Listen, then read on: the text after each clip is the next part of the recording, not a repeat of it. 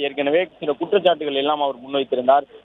வீட்டிலே என்னால் பாதுகாப்பாக இருக்க முடியவில்லை, எனக்கு பராமரிப்பு நிதியுதவி வழங்கவில்லை, பல காலமாக நான் தனித்து வாழுகின்றேன், எனவே எனக்கு விவாகரத்து வேண்டும் என்பதாகவெல்லாம் நீதிமன்றத்தில் அவர் கேட்டிருந்த நிலையில் தற்பொழுது நீதிமன்றம் சங்கீதா தரப்பினுடைய விளக்கத்தை கேட்ட பிறகு அவரே மனமுவந்து தன்னுடைய அந்த வழக்கை திரும்ப பெற்றுக் கொள்வதாக கூறியிருந்த நிலையில் வழக்கை திரும்ப பெற்றுக் கொள்வதற்கு அனுமதித்திருக்கின்றார்கள். வழக்கு விசாரணையிலே அவர் சொன்ன கருத்துக்கள் ஏற்கப்பட்டு அந்த விசாரணை முழுவதுமாக தற்போது முடித்து வைக்கப்பட்டிருக்கின்றது. எனவே இந்த மனுக்களை சங்கீதா அவர்கள் திரும்ப பெற்றதன் மூலமாக முதலமைச்சர் மீது அவர் முன்வைத்திருந்த குற்றச்சாட்டுகளும் தற்போது திரும்ப பெறப்பட்டிருக்கின்றன.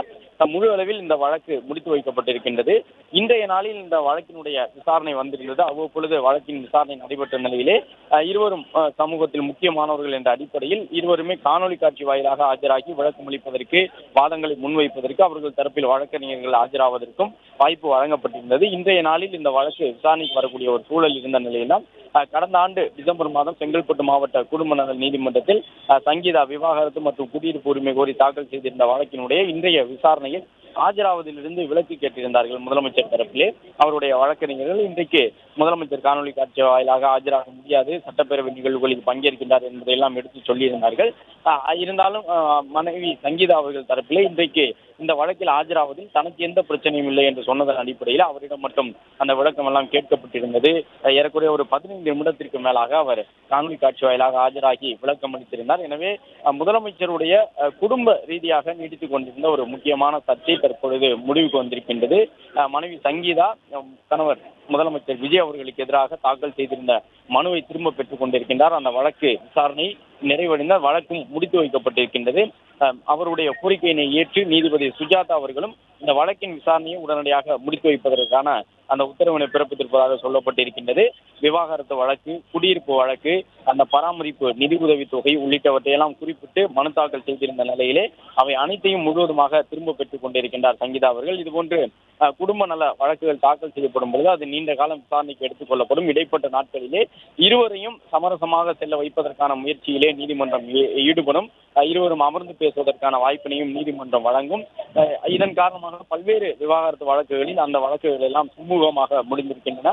முதலமைச்சருடைய வாழ்விலும் அதுபோன்று தற்பொழுது இந்த வழக்கு குடும்ப நலன் சார்ந்த ஒரு வழக்கு சுமூகமான முறையில் தீர்வுக்கு வந்திருப்பது அவருடைய ஆதரவாளர்களுக்கு மகிழ்ச்சி தருவதாக பலரும் சமூக வலைதளங்களிலும் பதிவிட்டிருக்கின்றார்கள். ஏனென்றால் கடந்த ஆண்டு டிசம்பர் முதலே இந்த ஒரு வழக்கை முன்வைத்து அரசியல் ரீதியாகவும் ஒரு சிலர் கருத்துக்களை சொல்லி வந்தார்கள். முதலமைச்சருக்கு எதிரான அரசியல் விமர்சனத்தை முன்வைக்கும் பொழுது அவருடைய தனிப்பட்ட குடும்ப உறவு முறை சார்ந்த விஷயங்களை எல்லாம் எடுத்துக்காட்டி பேசியிருந்தார்கள். தற்பொழுது அதற்கெல்லாம் ஒரு முற்றுப்புள்ளியை சங்கீதாவை வைத்திருக்கின்றார்.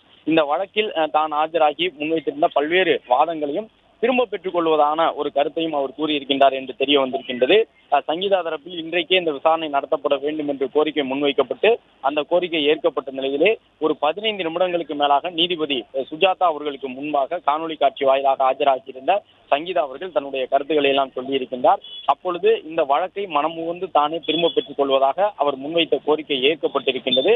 முதலமைச்சருடைய குடும்ப விவகாரம் சார்ந்து நீதிமன்றத்தில் இருந்த இந்த வழக்கு தற்போது முடிவுக்கு வந்திருப்பதன் மூலமாக இனி இருவரும் இணைந்து வாழுவதற்கு சட்டப்பூர்வமாக எந்த விதமான தடையும் இல்லை, பிரச்சனையும் இல்லை என்பது தெரிய வந்திருக்கின்றது. ஏற்கனவே முதலமைச்சர் தொடர்பாக அவருடைய மகனும் கூட நல்ல கருத்துக்களை தான் சொல்லி வந்தார். அவர் அம்மாவோடு இருக்கின்றார், எனவே முதலமைச்சருக்கு எதிராக பேசுவதற்கு வாய்ப்பு இருப்பதாகவெல்லாம் அரசியல் ரீதியாக சிலர் எதிர்பார்ப்புகளை வெளியிட்டிருந்தார்கள். ஆனாலும் கூட தன்னுடைய தந்தையின் மீது அவரும் நல்ல அபிப்பிராயத்தோடு முதலமைச்சருடைய மகனும் இருந்தார். இப்பொழுது அவருடைய மனைவியும் மனம் வந்து அந்த வழக்கை திரும்ப பெற்றுக் கொள்வதன் மூலமாக இணைந்து வாழ்வதற்கான ஒரு விருப்பத்தை அவர் வெளியிட்டிருக்கக்கூடும் என்பதாகவே இந்த வழக்கினுடைய தற்போதைய நிலை இருக்கின்றது. முடித்து வைக்கப்பட்டிருப்பதன் மூலமாக இந்த வழக்கினுடைய சாராம்சமாக அவர் முன்வைத்த கருத்துக்கள், சங்கீதா தரப்பில் முன்வைக்கப்பட்டிருந்த கருத்துக்கள் அவ்வாறானதாகவே இருந்திருக்க சட்டப்பூர்வ வாய்ப்புகள் இருப்பதாக வழக்கறிஞர்கள் தரப்பிலும் சொல்லியிருக்கின்றார்கள். எனவே இணைந்து வாழ விருப்பம் தெரிவித்து இந்த வழக்கை அவர் முடித்து வைத்திருக்கலாம் என்கின்ற ஒரு பார்வையும் முன்வைக்கப்பட்டிருக்கின்றது.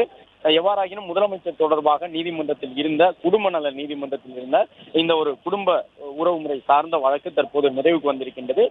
தொடர்ந்து அவர் முதலமைச்சரோடு இணைந்து வாழ்வதற்கு எந்த விதமான தடையும் இல்லை என்பதை உறுதி செய்யும் வகையில் தான் தற்பொழுது முதலமைச்சருடைய மனைவி சங்கீதாவின் கோரிக்கையினை ஏற்று நீதிமன்றம் வழங்கியிருக்கக்கூடிய இந்த தீர்ப்பின் மூலமாக உணர்ந்து கொள்ள முடிகின்றது. ஏற்கனவே இந்த வழக்கு செங்கல்பட்டு குடும்ப நல நீதிமன்றத்தில் 3 முறை விசாரணைக்கு வந்திருந்தது. அப்பொழுது முதலமைச்சர் அவர்களும் முதலமைச்சருடைய மனைவி என்ற அடிப்படையில் சங்கீதா அவர்களும் பிரபலமானவர்கள் என்பதன் காரணமாக நேரில் ஆஜராவதிலிருந்து அவர்களுக்கு எல்லாம் விலக்கு அளிக்கப்பட்டிருந்தது. பிளே ஸ்டோர் மற்றும் ஆப் ஸ்டோரில் இருந்து பாலிமர் செயலியை QR கோடு மூலம் பதிவிறக்கம் செய்யுங்கள். செய்திகளை உடனுக்குடன் பெறுங்கள்.